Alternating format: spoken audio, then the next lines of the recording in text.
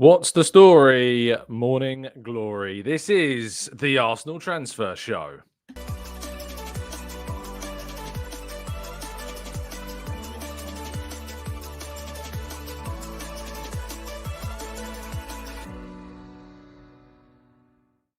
Hello and welcome to the Gooner Talk, back again with you guys and girls for another episode of what is the Arsenal Transfer Show. If you're going to announce something, can it not be at 8 a.m, please? 8 a.m. is our time. it's not for announcing comeback tours. That's not what it's about. Good morning to you all joining us live in the chat box. Appreciate your time and your love and appreciation as per. Good morning to Amaka, Kevin, Process, Andrew, Esther, Stuart, Inga, John, Adagoke, Wendy, Jim, Natty, Tom, Kevin, James, Morgie, Andrew. Good morning to you all. Thank you for tuning in. It is incredibly appreciated. And I hope that you have had a fantastic start to your week, of course. I'm back in the usual surroundings, which is what we want. I'm just going to sort out this. I feel like this backing is like a little bit blurrier or lighter than it usually is. I was in a different surrounding, so I'm trying to sort out the camera and the focus. I'm not really sure which is the best way to hold. I suppose that's probably best. Are we in focus? I feel like we're not really in focus. There we go. That's better. We're in focus now. Lovely stuff. Good morning to you joining us all in the chat. If you could drop a like on the video, would very much appreciate it. I hope you have an absolutely fantastic time. And I'm looking forward to getting into today's stories because it's going to be good. It's going to be some really interesting stuff to discuss. And we start with Charlie Patino, who has said goodbye to Arsenal for now. Of course, we know that this is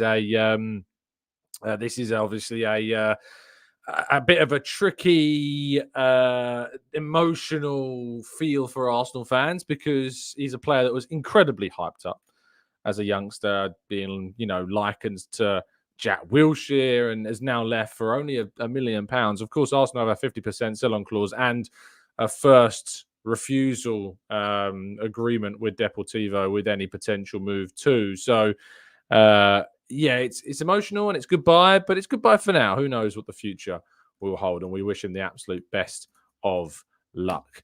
Fabio Vieira is set to complete his move to Porto, and we look forward, of course, to seeing him hopefully flourish because we need him to. We need him to do we need to do well. We need to have a really good season back in his former club so that when he returns to the club in 2025, we can see potentially a sale that gets Arsenal a significant amount of money in the summer. That would be ideal for Arsenal and certainly would help them moving forwards too.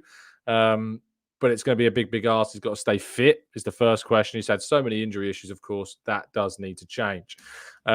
Moving forwards again, and we move now to Aaron Ramsdale. We're sticking, of course, with the Arsenal theme and in-house transfer stories for now. Wolves are in talks still with Arsenal over a potential move for Ramsdale. Arsenal still holding firm at the moment on their kind of permanent exit position. That's the position they are holding right now. They want to sell Ramsdale. £20 million is said to be the figure that's being talked about, and people can whinge, cry, and moan about it being £20 million, but sadly, that is the market for Aaron Ramsdale at the moment. That is the scenario, because any club that's going to be able to pay what I actually think he's probably worth, which is 25 to 30 million pounds, I just don't see any club out there who's going to be able to pay that. Wolves have got their own financial concerns.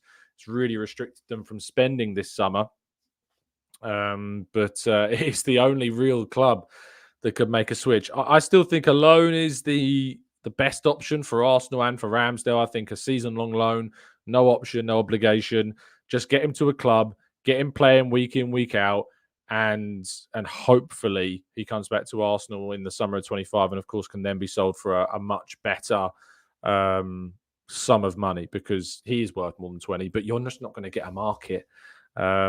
You're just not going to get a market for that at this stage of the window, and after this season his market value has dropped considerably because of that period, of course, being out of the team. But Arsenal had to make that ruthless decision, of course, based on our first two games. My goodness me, it's paying off with David Raya in there.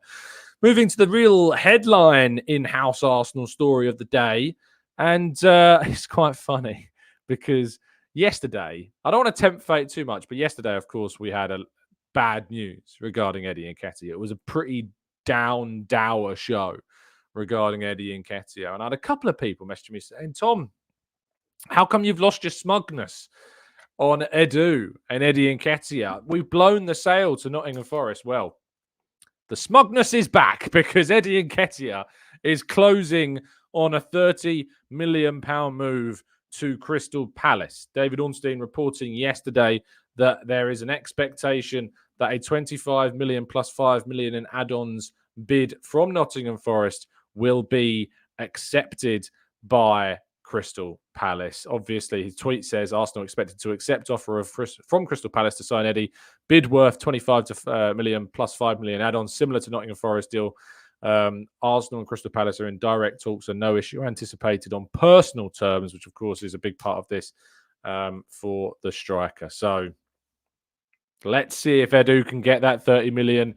And Forest, it seems, have also lost out on their alternative target, which was Santiago Jimenez, because he has, according to reports from Mexico, decided to stay with Feyenoord for another season, which I personally believe is the best decision. I tweeted this out yesterday. No matter the stick that Nottingham Forest fans are giving me in the replies, he absolutely should be staying at Feyenoord and not going to Forest. Jimenez, I'm a big fan of Forest. As I say, I've lived in the city I did live in the city for 3 years, and I always want them to do well. But for the player, that move made little to no sense whatsoever, and it's a good thing that he is staying, absolutely. Moving to incomings, and there is a hope that Mikel Merino will finally, I mean, if we sign a forward, let's be honest, they're not going to be announced until January, but if we can hold on to our patience a little bit longer, Mikel Merino should hopefully be announced today as an Arsenal player. It was bank holiday yesterday here in the UK, so I imagine that's why there wasn't any movement on it yesterday. But there is a real hope that today Mikel Merino will be announced as a Arsenal player today. I had hoped it would have been over the weekend. Of course, he did fly. He's in London. He has completed his medical. He should have been doing, if not, has already done his media. And he will be seen and shown as an Arsenal player today. So finally, we can get this one done and enjoy him being part of the squad and maybe even in the team for the game against Brighton. You would certainly hope so. Moving into two names that are on the market and available. The first is Federico Chiesa. He is available from Juventus for £12.7 million. A tinsy little bit of money for a player of Chiesa's profile and potential. Of course, he only has, I believe, 1 year remaining on his Juventus contract, and Juve have decided that they are no longer wishing to keep hold of him. But at 26 years of age, a left-sided player who is right-footed, but can play in other positions on the right, has even played through the middle. He is a player that has struggled for form and fitness, despite all of the hype that surrounded him over the last few seasons, especially when Italy won the European Championships. He's played over 200 Serie A games, scoring 47 goals and getting 43 assists. But his minutes and his game time have been horrendously affected by injury. That said, last season he did play the majority of the Serie A campaign. He managed 33 games, scored 9 goals and got 3 assists. But his injury history showcases a very storied problem with a cruciate ligament tear in 2021-22, which meant he missed 45 games for club and country. Since then, he's had these little issues that have kind of kept him out of certain periods of seasons here and there. But for 12.6 to 12.7 million pounds, I'd do it as opposed to signing nobody.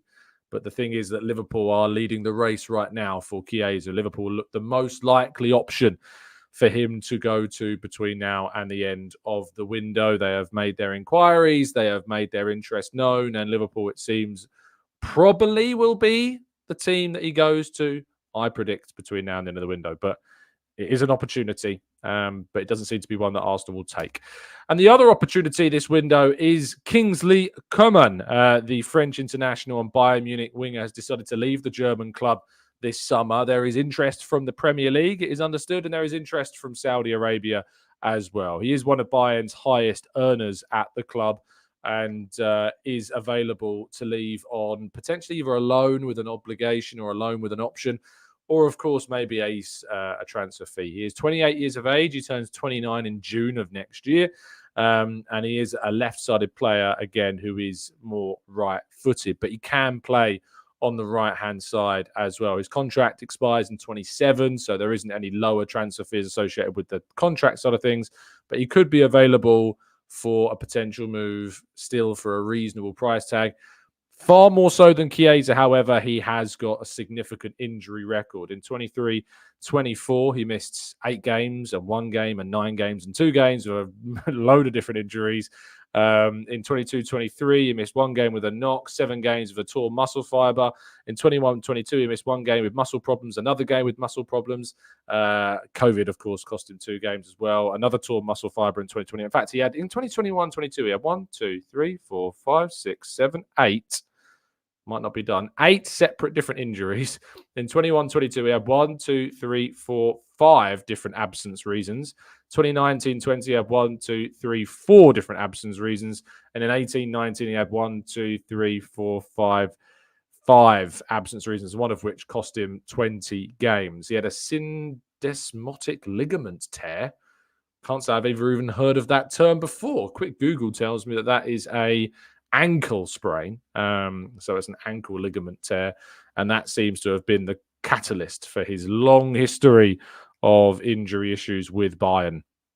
As is the case with both of these players who have these injury problems, if it is a case of signing one or none, obviously I side on the side of one. I would rather have one of these two players than not sign anyone. And I will be very disappointed if Arsenal don't bring in any player in the forward areas between now and Friday. It would be, in my opinion, a failure if this window to have not added a forward to this squad, because we need one.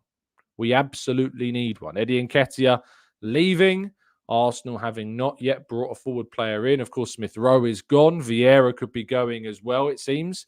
And even though Nwaneri is being promoted to the senior squad, and of course the arrival of Mikel Merino as well has come in, it would be incredibly naive, I think, of the club to assume that signing nobody is better than signing somebody for these positions, even if it is just a short-term deal.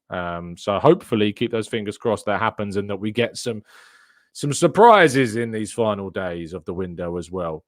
There isn't any surprises, though, about the service that NordVPN can bring you, because it always gives you the safety and security, consistency that you need. So you're not surprised by anybody breaching into what you've been looking at what you're doing, stealing your data, all those things that can be a threat in 2024. Well, VPNs are the way forward, and there is one that, of course, you need to make sure you're investing in, and that is Nord. Yes, you can look at free VPN, but why on earth would you risk a free one? You need to invest in these things to get the best service possible. And with NordVPN, you can go to nordvpn.com/Gooner to get yourself a significant discount off a 1 or a 2 year plan to help you, of course, get the best money deal possible. 4 months extra, 3 months thrown in on top of that 2 year deal too. And if you're not happy with the service for whatever reason, you can get a 30-day money back guarantee. So you can even trial it out if you're not happy with it for whatever reason. Of course, you can check it in, which I don't think you will, because it is a great service. And not only that, but of course, football prizes continuing to support the channel. All the latest competitions are available on their website, which I recommend you go down into the video description to go and have a look at. And of course, there are some Arsenal-related ones, including a brand new Arsenal prize. I can tell you that today you can win. Well, you can enter to win, and I wish you all the best of luck in the world, but you can enter to win a signed and framed Dennis Bergkamp shirt, which is obviously an amazing opportunity to win an amazing prize. So please don't hesitate. Head over to the link down in the description, go to the competitions page, and you could be in with a chance of winning a signed Dennis Bergkamp Arsenal shirt. There are 3 opportunities to win this. And of course, the 325 tickets that are on sale, already over 100 of them have gone. So please do get involved, and best of luck to everybody that does. We have a really good record when it comes to football prizes competitions. So yeah, get involved with that. Best of luck to all of you that would indeed like to. Right. Let's go to part 2 and your questions right after this.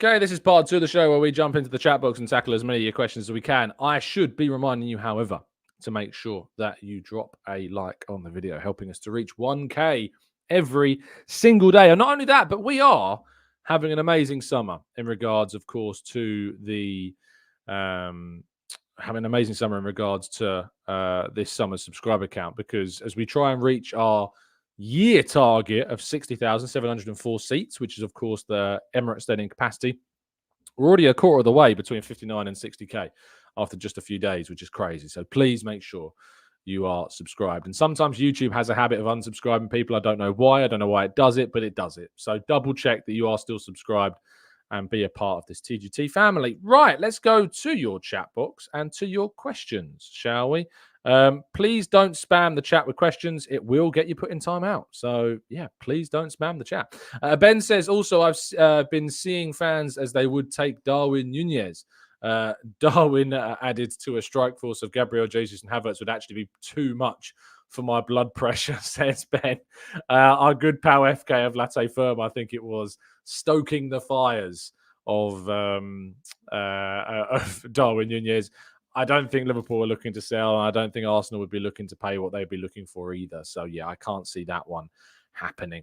Sally says, do you think, minus Merino, that 2 outfield players could arrive this week? We've lost Fabio, Eddie, and ESR in the last 2 weeks. I mean, Eddie isn't gone yet, it's worth pointing out, but there is an expectation that deal to Palace will happen. I would love a very established attacker and a young prospect too. I think, Sally, it's highly unlikely that 2 come in. You know, you never know, but you never say never. But I think it's far more likely that just 1 happens. Far, far, far more likely. So I love your optimism, and I wish I could be that optimistic, but I think it's going to be just the 1. Dan says, is it just me, or do you get the sense that we'll be surprised with us finish to the window? Also, I'm a physiotherapist, and I'd be happy to chat about injuries if ever you need. Thank you, Dan. I get the sense that there could be a surprise, but I'm an optimist, as I just pointed out. So obviously I'm expecting something, and I will continue to expect something all the way up until deadline day. The process is, do you think that the hierarchy at Arsenal may be running out of patience with regards to Jesus and his injuries? I don't know if about running out of patience is the right term, but I do think that there is a consciousness of that position, and that in the summer of next season, we might end up seeing something happen regarding a centre forward. I don't think it'll be this summer, as I've maintained pretty much the whole way through. But yeah, I think there is a good chance to maybe next season. Awesome. Ibra says, Skov Olsen, what are your thoughts? This, of course, is the Danish winger for Club Brugge, 24-year-old player who got 26 goals and 8 assists in 50 games last season for the Belgian side, Club Brugge. Some people say Club Brugge, and some people say Club Brugge. I'm inclined to say Bruges, but, some people say it differently. He is a right-sided player, of course, which is what Arsenal are looking for, and he is left-footed, which is a profile that Arsenal, of course, would be interested in. He's played 5 games in the Belgian league already this season, scored 2 goals, but they did both come in one game in a 3-2 defeat to Genk. He only started the first 2 games on the bench, I think, after coming back, of course, from the summer tournament. Maybe that was to do with the Euros. I don't know if he was in the European squad, actually. Just a quick check on his national record. He has played for Denmark a total of 33 times, scoring 8 goals. So yes, I imagine he probably was in the Euro squad this summer, and that's why he didn't start the season in Belgium. Yes, he played in the Euros, but started the last game against Germany, but was a sub, it seems, in the second and third games. He did come off the bench against England in that group stage game. But it's an interesting one, isn't it? Because obviously he scored a lot of goals last season. 26 in 50 is an amazing record. But is he good enough to be a depth option in the Premier League? Is that step up enough? Of course, it might be worth a bit of a punt, but I've not seen any suggestions or any real kind of links to him at all, really, So I've not seen anyone credible, at least, suggesting his name at this point in time. RRDM says, so Eddie's preferred Palace to Forest because he was aware of Palace's bid. It was not because he was greedy and selfish, as claimed. Was the reason he didn't agree personal terms? Let's show some respect to Eddie. And I'm glad that you pointed this out because, quite frankly, some of the comments made by some people, we all know these people are. You see them on social media all the time, just like poisoning your feeds. But it's been disgusting, some of the words that have been said about Eddie Nketiah. He's his own player. He's come through the academy, played for Chelsea previously, joined Arsenal, scored some massive goals that these idiots, of course, have been abusing him, celebrated like crazy when he scored at Chelsea and scored against Manchester United and got his hat-trick against Sheffield United. They were celebrating like mad when he was delivering for us in those moments. If you're someone who doesn't personally rate him very highly, that's fine. You're allowed an opinion to be critical. You could be critical of a player without abusing them, without disrespecting them. It's possible. You can do it. It's lazy to not do it. And sadly, people have really made themselves look rather silly on my social feeds yesterday when it comes to Eddie. And, I sincerely wish him all the best in his move to Palace. And I do think that there is some scope for him to have a really good season. As I've said before, I think if he plays 38 games for a club like Palace, I think he can get into double digits of goals relatively comfortably. And I hope to see that in practice. I hope to see if that prediction indeed does come to fruition. So yeah, let's see what happens. Gooner says joining Forest for Eddie would be very risky for him. Palace is a much safer choice, and he is thinking about his career, so people need to lay off him. Absolutely. CB says, I told you guys on the day, it's dangerous to start cussing the kid like we know what's actually happening. It's weird behavior. You're absolutely right.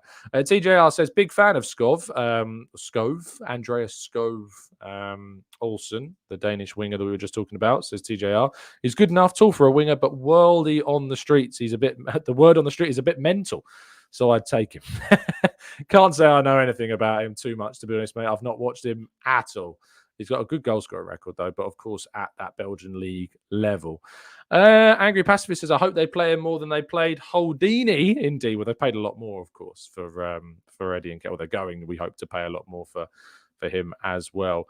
Alois says, the thought that Eddie transfer could be the highlight of Arsenal's transfer window is depressing. A little bit. I don't think it is the highlight of Arsenal's window at all. I think Calafiori is an exciting signing. I think Merino is an exciting signing. And I'm looking forward to seeing both of their impacts on the squad moving forwards. John says Eddie has been a good servant for Arsenal, showing respect. He came through the ranks and made it to the first team and scored in the Premier League. Respect to him. Also became an England senior international at Arsenal as well. Finley says, morning, Tom. Just joining on my 15-minute break. Or 15-minute break, rather. I hope all is well and hope you're about to give me some good news on a forward. Well, Finley, I can't guarantee you the second part, but we'll see in these coming days. Andy says, Tom, are you not concerned that we are lacking serious squad depth? Yes, the first 11 is great, but looking at the bench on Saturday, no options beside Trossard, it's concerning that there's no depth that we have. I think that's a really short-sighted view, Anthony, personally, of the squad right now. I actually think Arsenal's squad depth is better than you're giving it credit. If you look at the squad right now, and that doesn't include Jesus and Tomiyasu, obviously, neither does it include Mikel Merino either. Arsenal's bench at the weekend was Trossard, Nelson, Calafiori, Ramsdale, Nketiah, Kivior, Zinchenko, Jorginho, and Nwaneri. Nwaneri is exciting. Jorginho is a really good midfield option to have. Zinchenko has been the better of the two left-backs that we've used this season, despite all the hype surrounding Timber. Kivior I rate as a defender and think he adds important depth, and I wouldn't sell him. Eddie would be replaced by Jesus on the bench. I hope that we bring in a forward, of course, to add to this depth too. Calafiori is an interesting signing that I look forward to seeing. I'd keep Reece Nelson. We know he can make an impact. And Trossard did make an impact yesterday, or rather Saturday, in the game. So is there a need for more players? Yes. Is the depth a massive, massive, massive concern? Not to that degree. No. I think we need to add one more signing in the forward area at least, and we need to keep hold of Kivior. But of course, with Jesus and Tomiyasu still to come back to the team, I don't look at the bench anywhere near as critically as what other people seemingly do. If you look at Manchester City's bench at the weekend, for instance, they had two youngsters on it, Issa Kabore and Nketiah, both on there. But of course, we're not as strong as them yet, because to be as strong as Manchester City is exceptionally difficult. To have a squad of that level, you need to be consistently winning titles and trophies to be able to justify that. They've got £100 million player in Jack Wilshere at the moment on their bench right now, not playing all that regularly. They got John Stones on the bench, of course, who's been there a very, very long time. And that's because they've spent €100 million on Gvardiol, 80 million euros or whatever it was on Diaz. Akanji's coming for a very reasonable price, actually.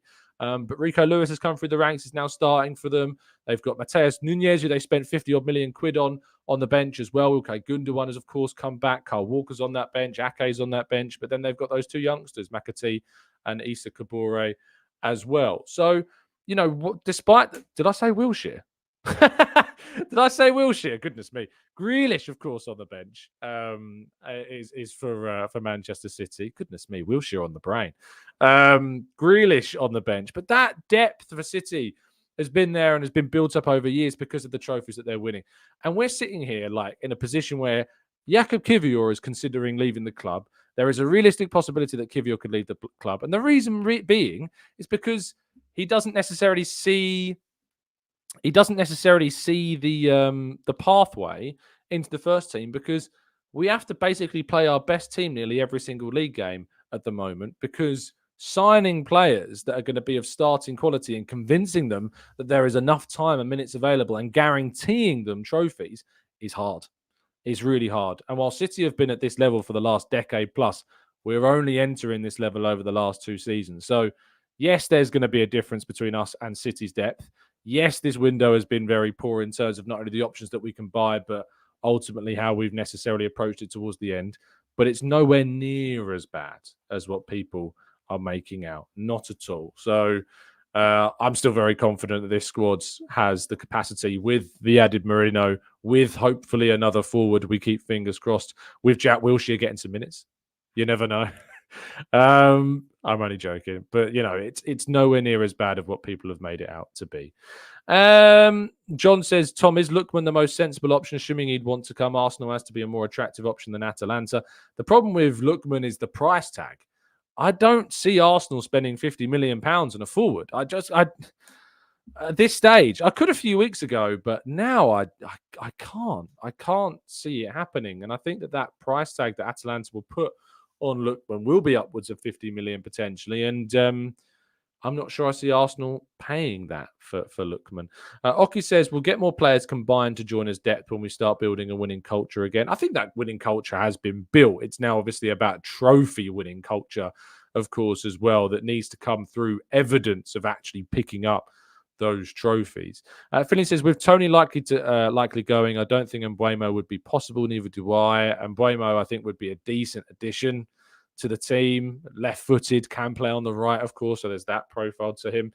Andrew says, do you think that we can get Adingra? I think he has huge potential. Again, he'd be another player that would be very expensive between now and then. And if Brighton are starting him, they see him as a starting figure in the team, it's going to be very, very expensive to get a deal for Adingra done between now and deadline day.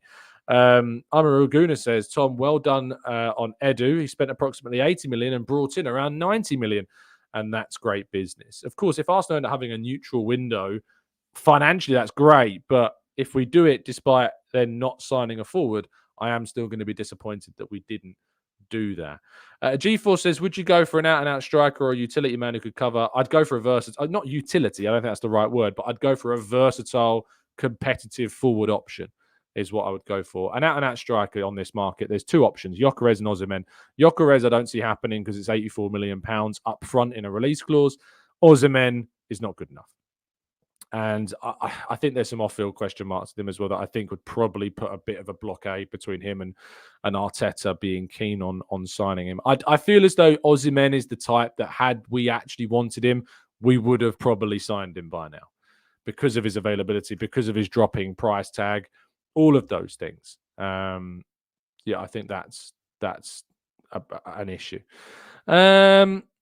Let's go to Evie, who says, hi, Tom. Didn't Edu say at the end of the window that you will not be disappointed? No, that was a fan who said that he said that. So I wouldn't buy too much into that. It's the problem with the internet. Misinformation spreads like absolute wildfire these days. Daniel says, I'm sold on Madueke after that hat-trick. Go and get him. Didn't Eddie Nketiah score a hat-trick in the Premier League and all of a sudden, just because they score a hat doesn't mean you're good enough. I quite like Madueke for the record. I do think he's decent. It's who knows? Who knows what's going to happen with Arsenal and the forwards? I don't see Chelsea selling him. That's for sure. Awesome says Eze makes a lot of sense. I mean, does he? Because he's more of an attacking midfielder, and I think we need a wide player.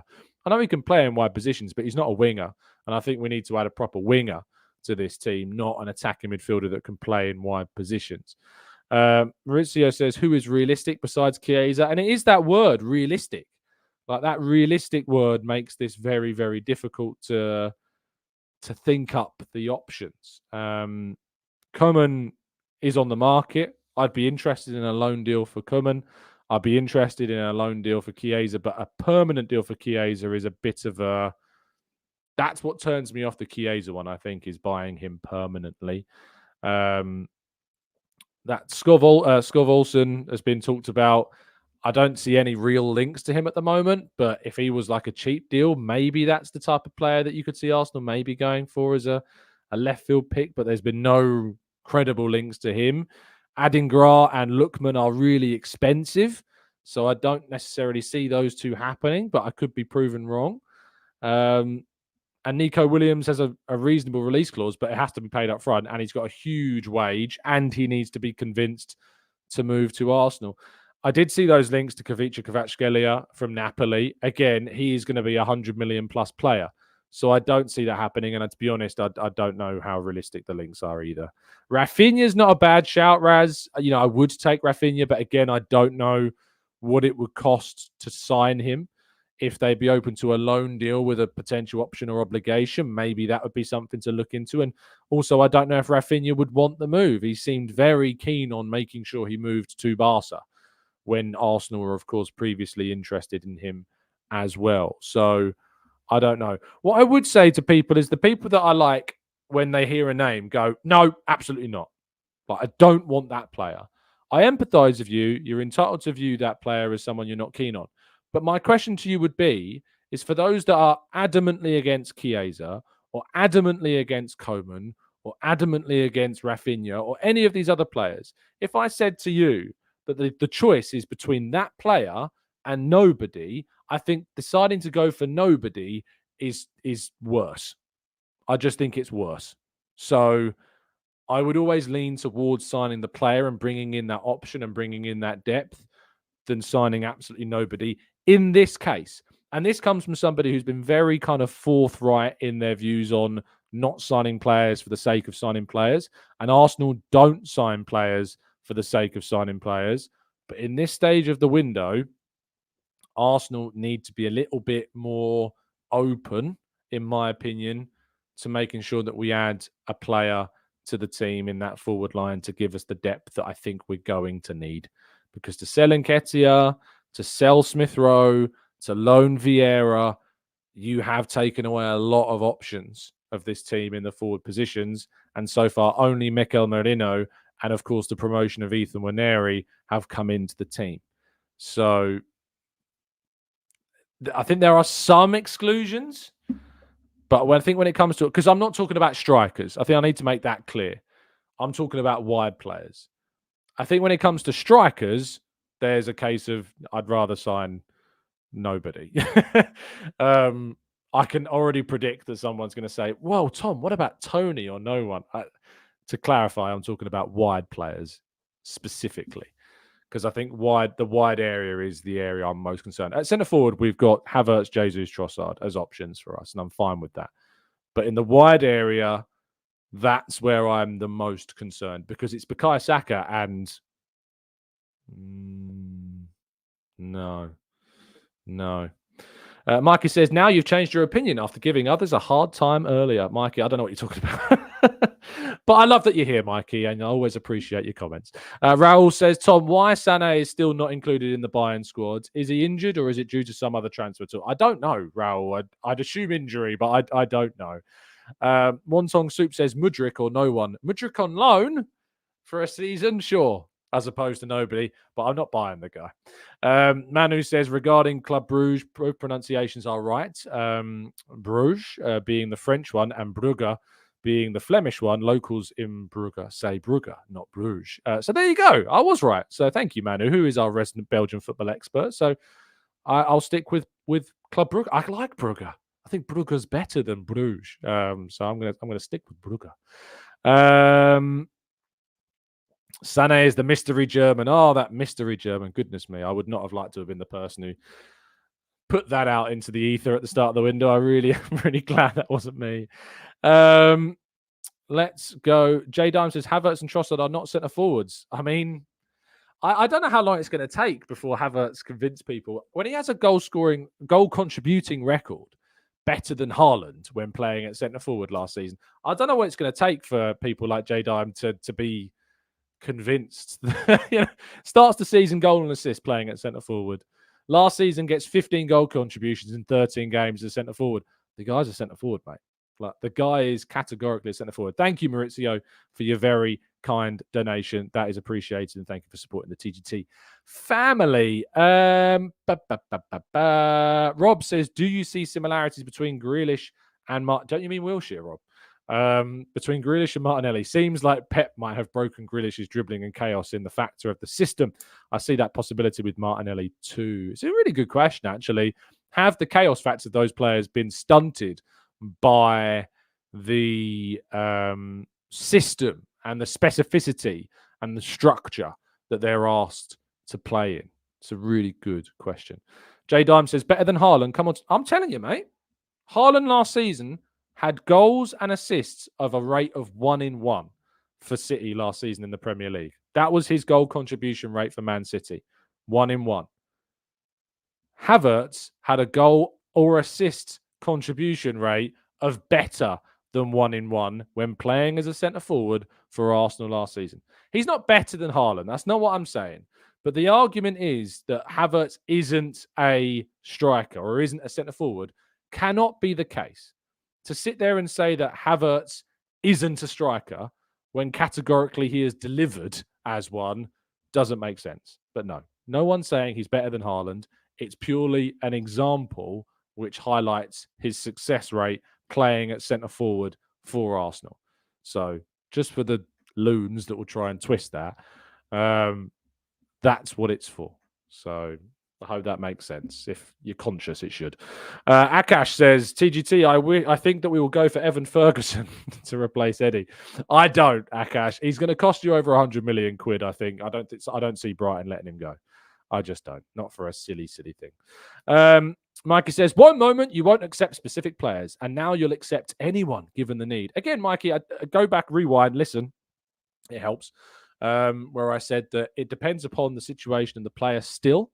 But I said that there are a number of cases where signing a player on loan for a season is better than signing nobody. When previously, Mikey, we were 2 months ago sitting here and talking, the context changes. The context is different. When you're in a situation now with 4 days left of the window and you need to bring in a forward, of course the context changes, Mikey.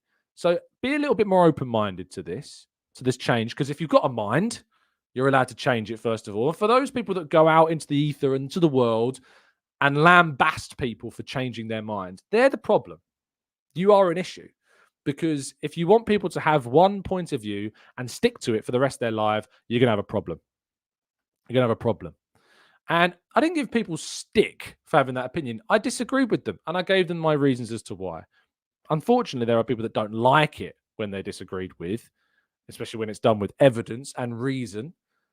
But that's important. But Mikey, you're entitled to your view as much as I am. And if you're not happy with someone that disagrees with you, there are places you can go where you won't be challenged on your points of view. And you're welcome to go there. Otherwise, you're always welcome here, my friend. Raz says, do you think that the reason people are negative towards Havertz is because he plays a little bit lazily and looking a bit like Mesut did? Genius, but always made it look a little bit lackadaisical. You're absolutely right. You're absolutely right. Let's go to Dan. He says, Tom, there's been a lot of public legwork done on most of our signings. Do you think any at this point fans would consider a panic signing like filling a gap a loan move does make more sense. And this is the thing, Dan, like there are certain profiles that I wouldn't sign on permanent deals. Of course you wouldn't. You wouldn't sign Mudryk on a permanent deal. I wouldn't sign Kingsley Coman on a permanent deal. But the idea of not taking like them on loan as opposed to signing nobody at this stage of the window, because that's the context. That is the context. And I can already see Mike is losing his head again, saying the context. It's always the context. But yes, it is always the context. The context is the most important thing, because one opinion at one time in the window and that same opinion at a completely different stage a month or 2 months later in the window look completely different.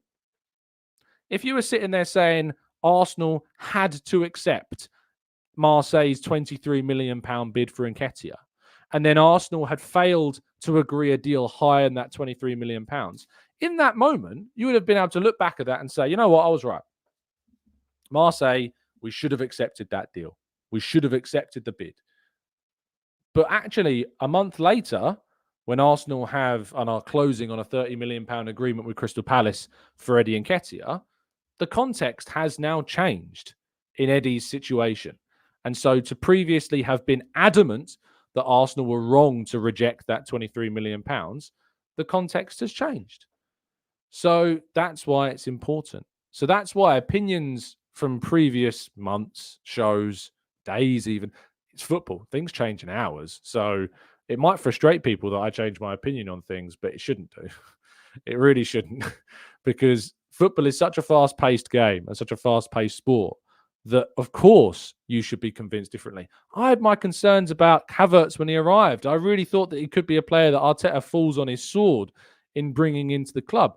And I'm so glad I was proven wrong. So glad I was proven wrong. It's fine to be wrong. It really is. The worst thing is, and the worst thing I do find is obviously some people don't like the way I disagree with people. Usually it's because I ask questions, or usually because I bring up evidence, which tends to be things that they don't like. To then lead to a point of view where, oh, Tom, you're being condescending. That's always that's the thing. And to be honest, mate, anyone who thinks I'm condescending, if that's the worst thing I can be accused of in these shows, I think I'm doing all right. You know, I don't call people names. I don't abuse anyone. And I invite people on to challenge my points of view on anything. If you don't agree with me, there is always the option to say, Tom, I'll jump on and have a chat with you about this. We host phone-in shows on a very regular basis. I think we probably hold phone-in shows where we invite anybody on, perhaps more than any other show on the platform that cover just Arsenal. I don't know if I'm forgetting anybody, but I feel as though that I invite anyone onto the show at any time more than anybody else does. And that's what's important, you know? That's what's key, is that you're open to other people's points of view, as long as they're respectful. I'm not going to entertain anyone that's abusive. Just not going to happen.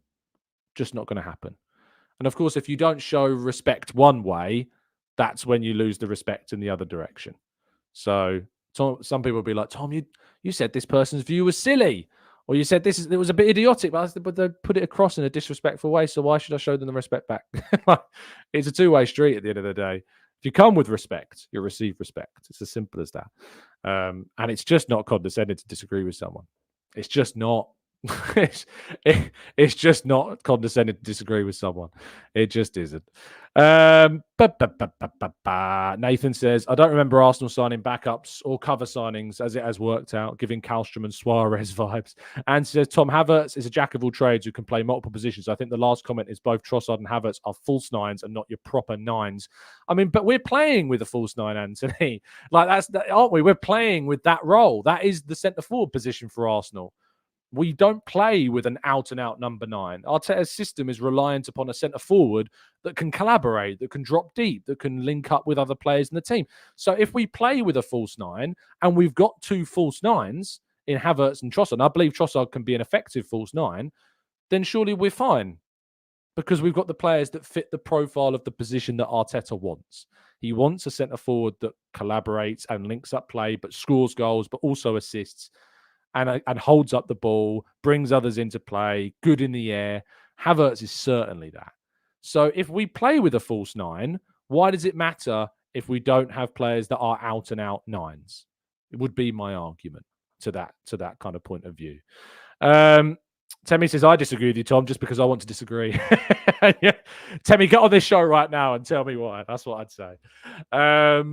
Daniel says, Jorginho and Trossard were signed as backups and they worked out. It's all about having a squad. I mean, you could argue that. I don't necessarily think that Trossard was ever signed as a backup. He came in the prime years as a Premier League proven player. I think you would probably find it a little bit harsh to say he was a backup. Jorginho, I think, is a fair shout. But even Jorginho added competitive quality to the squad. Dan says, seeing Havertz win the ball back off a counter-attack deep in our own half as a player that would fire me up, looks slow and lackadaisical, but if you actually watch him, he works so hard. He's incredibly hard worker, is Havertz. Really, really hard worker. And that's what's key. Zio says, guys, look, if Tom can't have an opinion, he wouldn't have a great content show like he does. It doesn't make sense. It's a debate show. He's like, thank you, mate. I appreciate the support. I do. And that's it. And the thing is, though, like, on the whole, like, debates and stuff, if you ever watch our phone-in shows, 99 times out of 100, the people that are in the chat box really gunning for me at times never show up. Like Mikey, for instance, would never come on a phone-in show, ever. Like, he might prove me wrong, and in which case I'll hold my hands up. But I'd be fairly certain in saying, I don't think you'd ever come on a show. We've had previous commenters. I remember it's like, I know that people in the chat box absolutely love when this happens.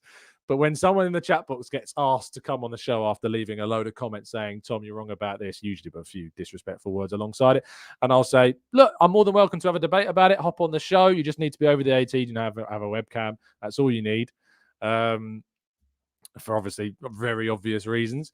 And 99 times out of 100, they don't. And the one time out of 100 that they do, we end up having a really good conversation.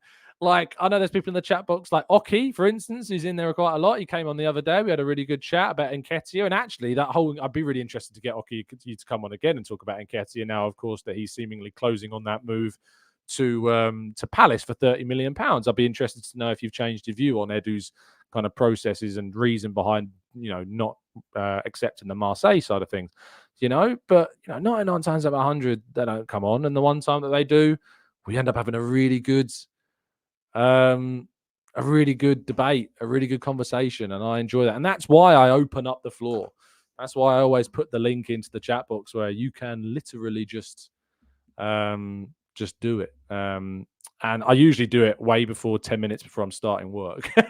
So if we want a phone-in show, we might have a phone-in show. We could have a phone-in show today. No, tomorrow. We'll definitely be able to have one tomorrow. So potentially tomorrow, after 5, I might be able to open up the phone lines. The problem with opening up the phone lines at 5 o'clock is that on Wednesday is that the transfer deadline is in 2 days. So like, we won't have a lot of the information that we're going to need. So I think it's probably best. In fact, I am on Friday evening, I'm not working. So maybe on deadline day, we open up the phone lines on Friday evening. Maybe that's what we do. And as of Friday evening, when we've got a much better idea of what's going on, we can get people onto the show. Biddy Gooner says, man, I'd love the chance to come on. Problem is, I don't know what we'd really disagree on. Which I appreciate, Tanner. Thank you. Ray says, has the context allowed you to change your view about Jesus being too injury prone? I mean, Jesus is injury prone. I don't know where I've said that Jesus isn't injury prone. He clearly is. Like, he clearly has an issue with injuries. So I'm struggling to know what my view was previously, Ray, because I don't think at any point I've ever said Jesus isn't injury prone, because he definitely is, like 100%. I guess that's another thing. Like, another problem we have is a lot of people don't really know what my actual position is, either through not listening properly, I assume, or having an assumption about what my view might be without actually asking me first. King says, I think we need 2 additions to the forward line. I'm worried with the lack of depth in attack with so many leaving us. I mean, we definitely need 1. I don't think 2 is possible. We definitely need 1. Cross Jonky says, Tom, are you going to have a phone-in show after the transfer window closes? Probably, as I say, probably deadline day. We'll have a phone-in show. Because I'm not working in the evening, I'm working in the morning. There was going to be, by the way, there's no 8 a.m. show on, as always. And for those that have watched the show for many years, there is there is never going to be because I work the 6 a.m. shift on deadline days. Every deadline day, I work the 8 a.m. shift. So it's 6 till 4 I work the extra long shift for deadline. So there is no 8 a.m. I may do a pre-recorded one Thursday night, just doing like little predictions ahead of deadline day. They're always quite fun. But there won't be a live 8 a.m. show on Friday. So just bear that in mind. But we'll do I'll tell you now, I'll confirm it with the missus that we have no plans on Friday evening. But we'll do a phone-in show Friday evening as deadline day is kind of closing out. Ridiculous says, Tom, I disagree with your phone-in show. The timing isn't right for Indonesians. We disagree, so we should talk it out. I love that. Ray says, you said last week that Havertz, Jesus, and Trossard were good enough as our strikers. Okay. So let's rewind. For the benefit of everybody, this is exactly what I mean when it comes to misrepresenting my opinion. So I said, actually, I think I said it today even as well. For me, Havertz, Jesus, and Trossard is enough for this window because I don't see there being a striker out there. If there was a striker out there I thought was good enough and we could go out and sign, I'd say go and get them. But I don't think that personally there is. So I think that Havertz, Jesus, and Trossard is enough. And I'd rather if we were to sign somebody, you go and add a winger. Now, Ray has interpreted that as me saying, has it changed your mind about Jesus being too injury prone? At what point in me saying that Jesus, Havertz, and Trossard is enough, have I said there that that Jesus isn't injury prone? And this is the problem. People extrapolate from an opinion that you've got about one thing and then believe you think something else about another thing. And that's dangerous and inaccurate and ends up making you a little bit silly in the chat. And when I say things like it ends up making you look a little bit silly, that's where people go, oh, Tom, stop being so condescending. But it does make you look silly. It does make you look silly if you extrapolate from one view and then have an opinion of me about something else completely different. So it does make you look silly. And there's Tom, the argument is if you look at Eddie, that fox in the box type striker is something that we could have had to be an alternative option. Look at the chances we missed against Villa last season. And my question to you, Anthony, is obviously going to be who? Who is that fox in the box striker that we should sign that is clearly way better than Nketiah and is worth the investment for that slot? Because for me, while I agree that I would like to see a player that's a better finisher than what we've already got, I personally think that it's better to wait for that for 2025 when the options I think are going to be far better for us than it is to just panic buy somebody now and then it stops us from potentially adding that player next year because we've already signed a player early and it's cost us money and it's cost us time and resources. So that's what's important. Ray says, Tom, with all due respect, that is not what I did. I said it wasn't enough due to Jesus' injury record. I think we need a striker more than a winger. I'm going to read your comment back again, Ray, just for the benefit of everybody. You said, has context allowed you to change your view about Jesus being too injury prone? So if it's a case of you asking me if the context has changed my view about Jesus being too injury prone, you're clearly saying there that I think that he is not injury prone enough or he's not injury prone, which I have never said. So when you turn around and say, with respect, that's not what I said. I'm just holding up a mirror and showing you yourself. That's all I'm doing. And I've showed you back your comment, and that is exactly what you said. So I don't know what else to tell you at this point. You can deny it as much as you like, but that is exactly what you said. John says, here goes the teacher. Go to the corridor, Ray, and think of what you've done. I can't help it. It's ingrained in me. It's what I do. All I can do is hold up exactly what you've said and show you what you've said. And that's what you said. New Music says, that's what I got from his comment also. That's what I mean. That's all I can do. Luke says, Tom always bullying his listeners who don't have microphones. Carl says, I've missed the Tom rant. Temi says, now he's silly 2 times. Drunks of Us says, does Tom really need red and yellow cards? No, that's a Sophie thing. That's a Sophie thing. Yeah, red and yellow cards is all Sophie. And God bless his soul. Oh, good friend Kevin Campbell as well. Red and yellow cards is all them. Ray says, no, again, you said our 3 strikers are enough when Jesus is clearly too injury prone to be counted on. Please tell me if I'm wrong here. I said that, again, you're missing out some key context. those three for me in this window are enough, because I don't see a striker being signed in this window that changes that is more important than adding the winger that we need to sign. The winger is far more important this window. And we realistically are only going to add one more player, I think, this window. And it is far more important to add that, because while Jesus, Havertz, and Trossard can all play at centre forward, we only have Bukayo Saka on our right-hand side, really. Like, we have other players who could play out of position there, maybe at a stretch, but nowhere near the same level of versatility that we've got at centre forward. So, again, I can only say it so many times. Anyway, thank you for tuning in, people. Really appreciate the time.